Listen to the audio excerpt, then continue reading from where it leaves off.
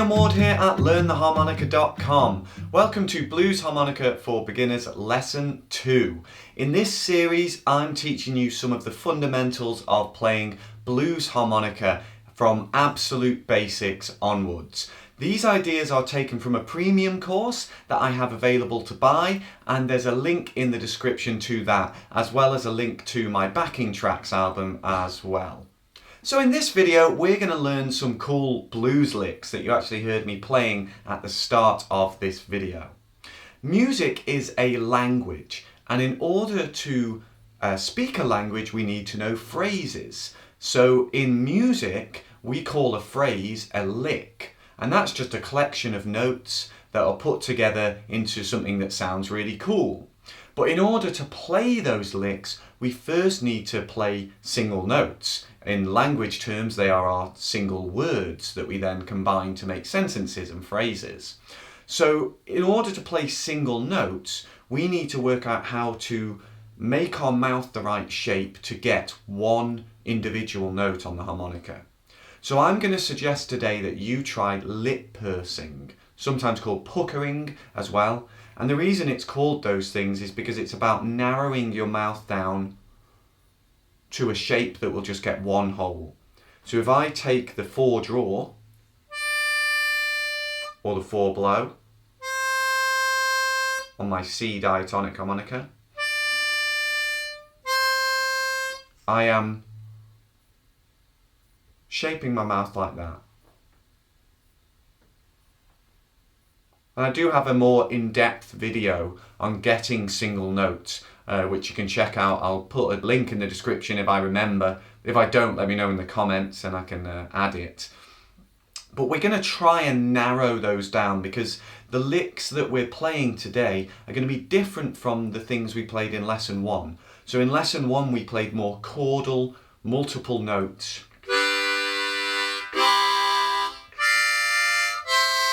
Now, they're fine for getting the rhythm and feeling how to play along with a backing track, but in order to play licks, we're going to need these single notes. So let me give you an example. Lick number 1 would go like this.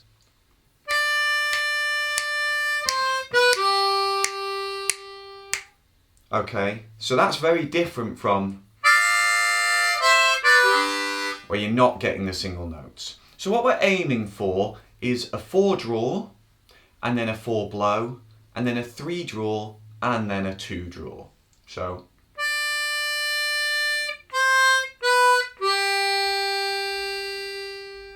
okay.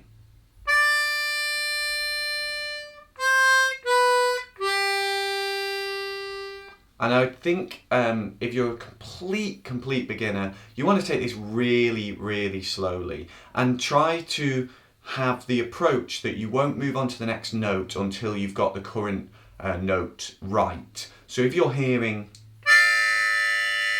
don't move on until you've narrowed that 4 draw.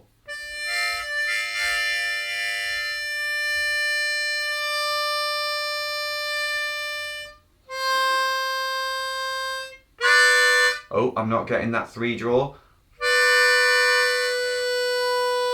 You know, and so on. So you're trying to not move on until you've got it right. But once you've got those notes, you've got to consider the rhythm. So we've got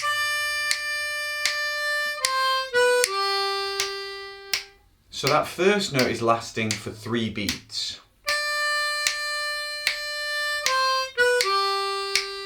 So you've got 1, 2, 3, 4, and 1.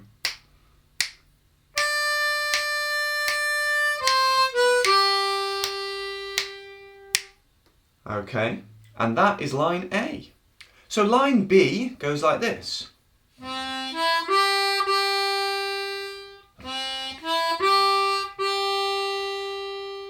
I'll slow that down. So we've got 1 blow, 2 blow, and then 2 draw twice.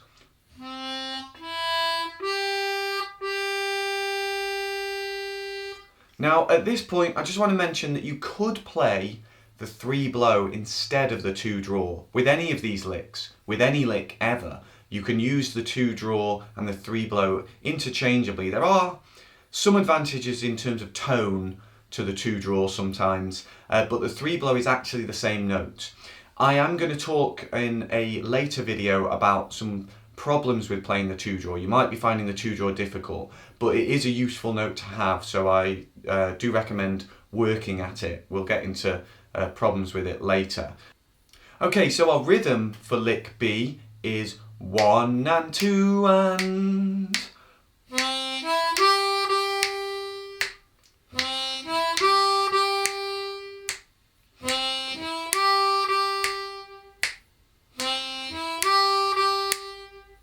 Okay, and that is lick B. Okay, so 2 licks down and 2 to go. So lick C sounds like this.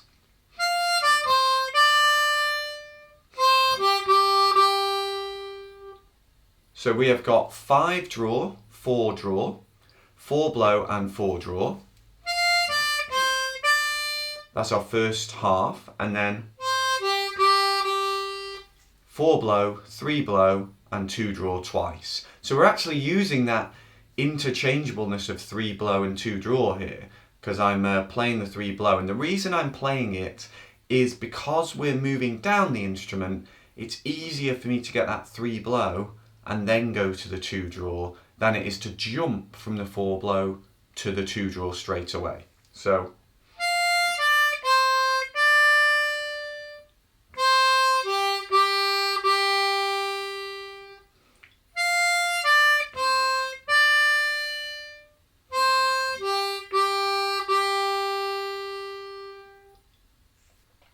and our rhythm for line C is actually the same as line B. So it's 1 and 2 and 1 and 2 and.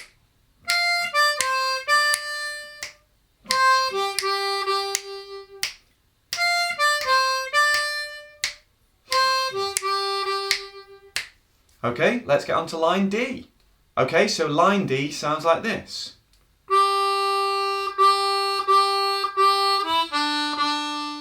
And that's a classic way to finish a blues solo or a kind of a blues phrase. So we're playing 2 draw and then 2 draw twice more.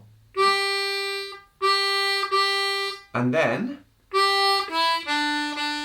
2 draw, 2 blow and 1 draw twice. So the line in full.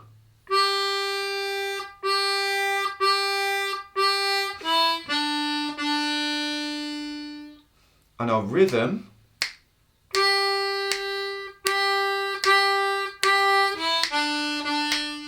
we're getting 1, 3, 4, 1 and 2 and.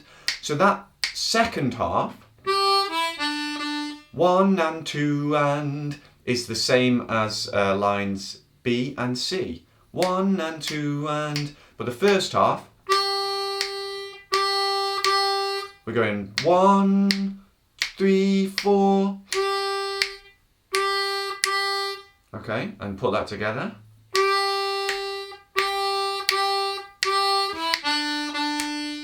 And that is the end of our licks. So in order to put these into a solo, we need to work out the arrangement of where we want to play each one.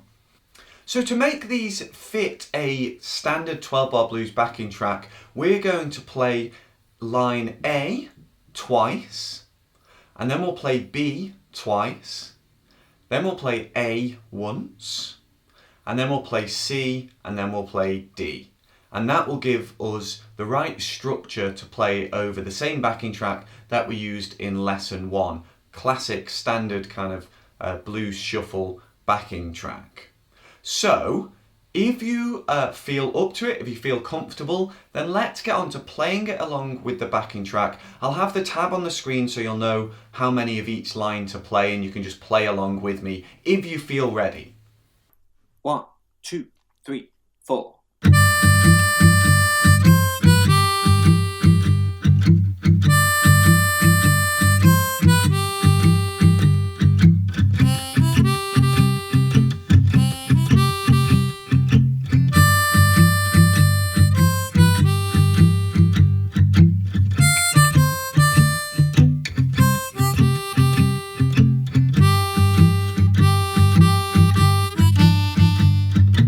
Really well done, sounding absolutely fantastic. So that is a blues solo built out of licks playing single notes. I hope you've enjoyed looking at that.